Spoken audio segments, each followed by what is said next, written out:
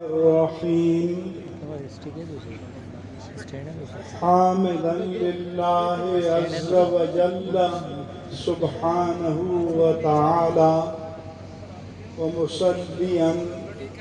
ومسلما على رسول الله وعلى آله الكرام وصحبه العظام أجمعين. وبعد، آج کی مجلس کے صدر نشین اور سجادہ نشین آستانہ عالیہ نیریاں شریف و خلف رشید و ارشد و اکبر حضور شیخ العالم علامہ علاء الدین صدیقی رحمہ اللہ تعالی ونور اللہ مرقدہ، حضرت قبلہ علامہ صاحبزادہ ڈاکٹر سلطان العارفین الازہری صاحب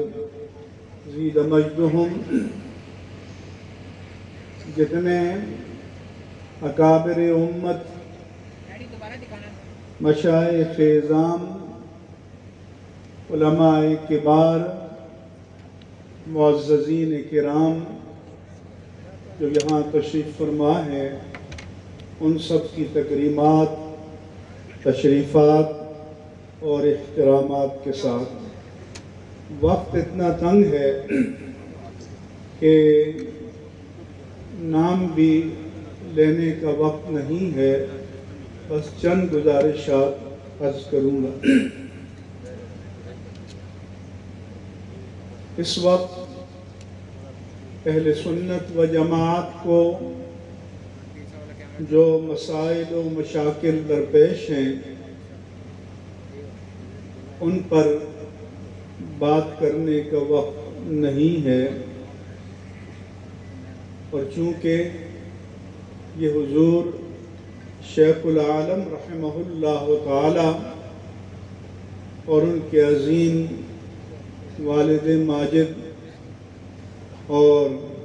مشائخ نیریاں شریف کے عرس کی تقریب ہے، اس لیے اس کے بارے میں چند باتیں عرض کروں گا۔ ایک تو یہ ہے کہ ایک بزرگ نے فرمایا کہ اکابر میں، مسلمہ اکابر میں حضور قبلہ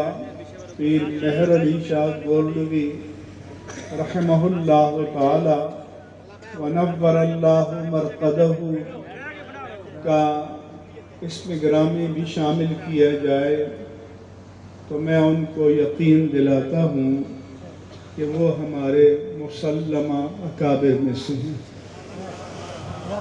اس کے بارے میں کسی کو شک و شبہ نہیں ہونا چاہیے، البتہ بعد والوں کو ان کی تعلیمات کا پابند ہونا چاہیے، اس پر تجاوزات نہیں ہونی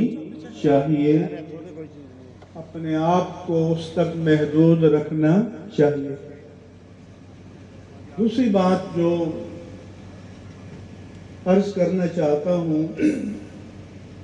کہ اللہ تبارک و تعالی نے انسان کو بڑی نعمت سے نوازا ہے۔ نعمت جمال بھی ہوتی ہے، نعمت قامت و صورت زیبائی بھی ہوتی ہے،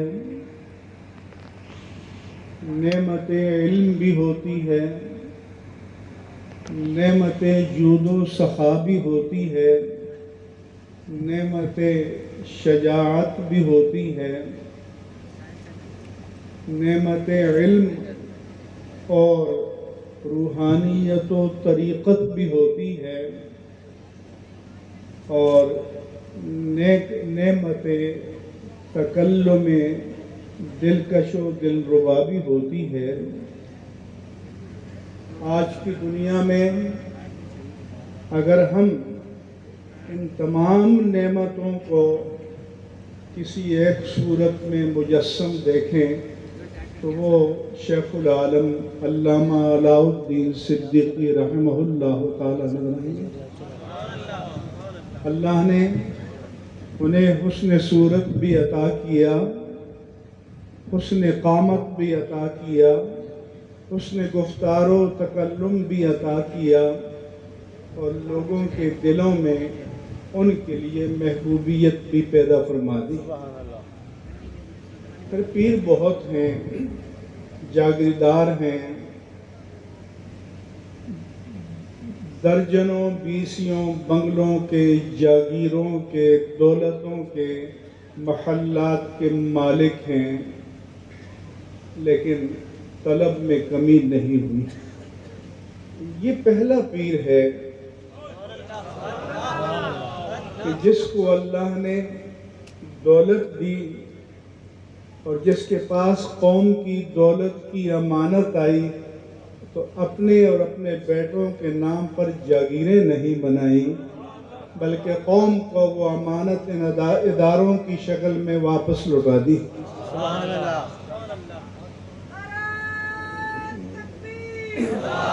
وہ جو کسی نے کہا تھا کہ یہ محفل جو آج سجی ہے، اس محفل میں کوئی ہمسا ہو تو سامنے بتا دے۔ اس لیے میں علامہ علاء الدین صدیقی رحمہ اللہ تعالیٰ سے میرا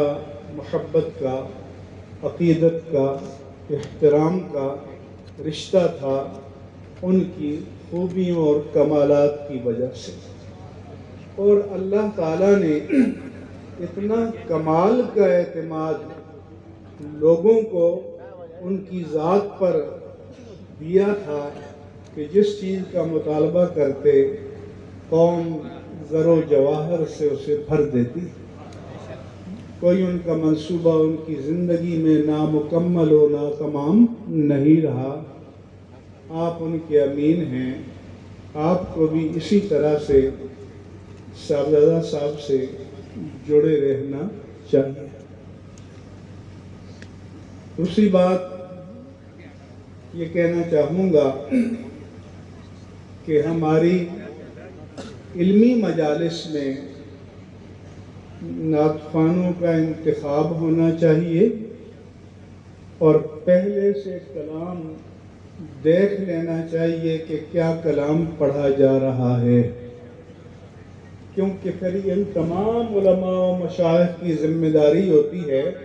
کہ دیکھیے ہم نے فلان سٹیج پر یہ پڑھا تھا، یہ شیخ بھی تھے، وہ شیخ بھی تھے، سب تھے، تو آپ کی سند پیش کی جائے گی۔ میرا ذوق یہ ہے کہ کبھی بھی شان ربوبیت اور شان مصطفیٰ کا تقابل نہ کرو۔ یہ مت کہو کہ سجدے کی کمائی ایک طرف، طیبہ کی گدائی ایک طرف۔ مجھے آپ بتائیں کہ اگر طیبہ کی کمائی، گدائی سجدے کی کمائی نہیں ہے تو اور کیا ہے؟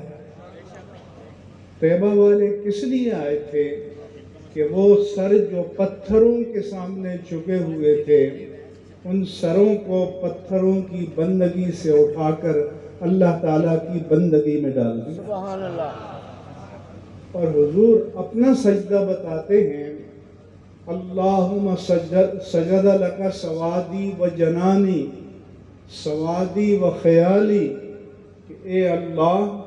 جب میں تیری بارگاہ میں سجدہ ریز ہوتا ہوں، میرا آقا فرماتے ہیں تو میرا قالب بھی جھکتا ہے، میرا قلب بھی جھکتا ہے، میرا جسم بھی جھکتا ہے، میری روح بھی جھکتی ہے۔ تو حضور تو سجدے کو معراج بتاتے ہیں، آپ سجدے کا انداز بانداز حقارت کرتے ہیں، تو حضور یہ ہمیں منظور نہیں ہے۔ اپنی لگام بے مہار نعت خوانوں کے ہاتھ میں مت دو، اپنی لگام علماء ربانیین کے ہاتھ میں دو۔ تو میرا یہ پیغام ہے۔ دوسرا، کچھ حضرات کو شکوے شکایات ہیں، تو میں اس اسٹیج سے تحریک لبیک پاکستان کے کارکنوں، ان کی شورا، ان کی ذمہ داران سے یہ کہتا ہوں کہ جو صحیح عقیدہ علماء اور مشائخ ہیں ان کا احترام کرو،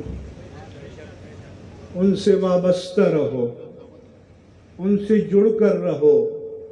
ان کی تکریم کرو۔ یہ علماء بھی ہمارا اثاثہ ہیں، اس طرح کے مشائخ بھی ہمارا اثاثہ ہیں۔ اس لیے ہم ایک دوسرے کے ساتھ مل کر اپنی طاقت میں اضافہ کر سکتے ہیں، اور لہذا اس بات کو میں ان کی شورا کے سامنے بھی صراحت و وضاحت کے ساتھ کہوں گا، اور اس مجمع میں بھی کہتا ہوں، تاکہ کسی کے دل میں کوئی بدگمانی باقی نہ رہے۔ باقی جو نوجوان وہاں ہیں